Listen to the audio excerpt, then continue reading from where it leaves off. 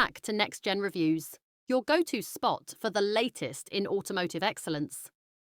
Today, we're diving into the freshly updated 2025 Royal Enfield Classic 350, a timeless machine that continues to evolve while keeping its iconic soul intact. Design and styling. The Classic 350 has always been a symbol of retro charm, and the 2025 model keeps that spirit alive.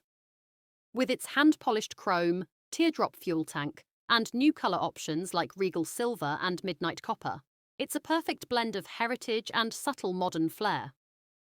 The build quality feels premium, and every line tells a story of craftsmanship. Engine and performance. Under the hood, or rather under the tank, the Classic 350 houses the same 349 cubic centimetre J-series engine, now refined further for smoother throttle response and reduced vibrations. It pushes out around 20 horsepower and 27 newton-meters of torque, making it perfect for both city cruising and weekend getaways.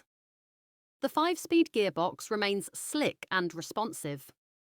Ride and handling. Suspension duties are handled by telescopic forks at the front and twin gas-charged shocks at the rear, providing a plush ride over Indian roads.